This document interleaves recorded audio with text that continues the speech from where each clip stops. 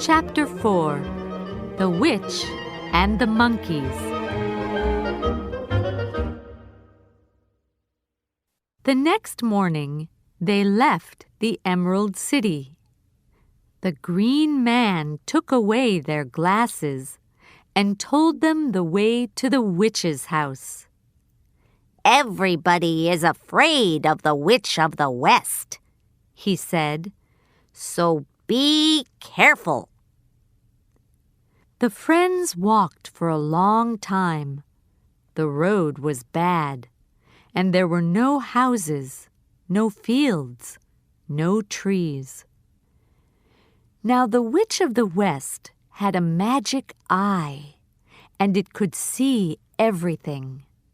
She saw the friends on the road, and she was angry. She put on her tall black hat and shouted, "Magic monkeys, come!"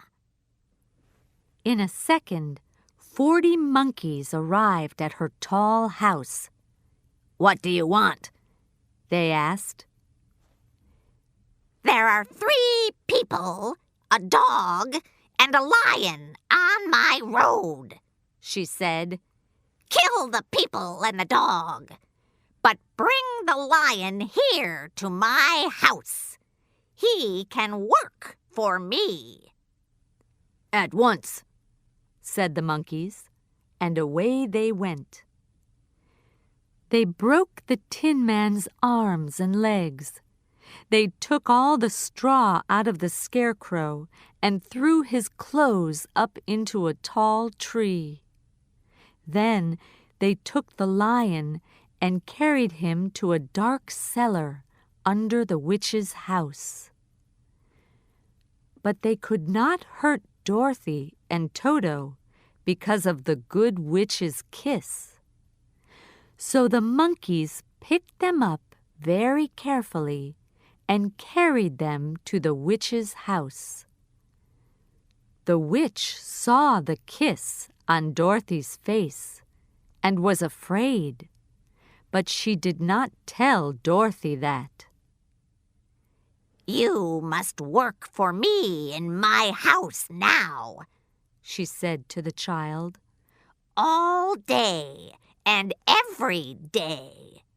And remember, I am watching you all the time." Now, Dorothy did not know this, but the red shoes were magic. The witch wanted those shoes very much, but Dorothy never took them off. She took them off when she washed, of course, but the witch never went near water. She was very, very afraid of water. Then, one morning, Dorothy's left shoe fell off. The witch picked up the shoe at once. "This is my shoe now," she shouted. "No, it isn't," shouted Dorothy angrily. "Give it back to me at once." "No," said the witch. And then she tried to take Dorothy's right shoe, too. Dorothy loved her red shoes, and she was very angry. There was a bucket of water near the door. Dorothy picked up the bucket and threw the water at the witch. The water hit her in the face, and she cried out, "Help! Help! The water is killing me! The water is!" And then she disappeared. There was only her tall black hat and a long black dress. Dorothy looked and looked, but the witch was not there.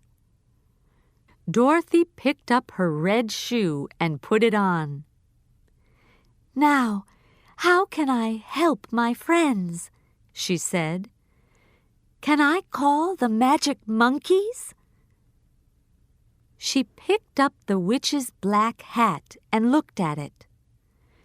Perhaps I must wear this magic hat when I speak. So she put the hat on and called, "Magic monkeys, come!" The monkeys arrived in a second. "Please, can you help my friends?" asked Dorothy. "Of course," said the monkeys. "We must always help the wearer of the magic black hat." They broke open the dark cellar, and the Cowardly Lion came out. "Free at last," he said. "Thank you." Then the monkeys found the Scarecrow's clothes and put some new straw in them. The Scarecrow laughed and jumped. "Thank you," he said.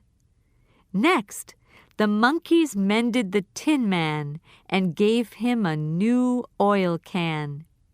He moved his arms and legs.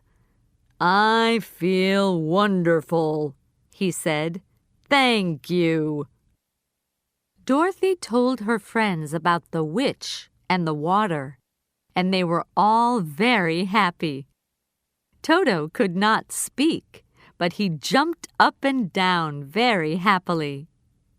"Now," said Dorothy, "we must go back to the Wizard of Oz. Magic monkeys, take us to the Emerald City." "Don't forget the magic black hat," said the Tin Man. The monkeys carried them up into the sky, and 10 minutes later, the friends were once again at the big green door of the Emerald City.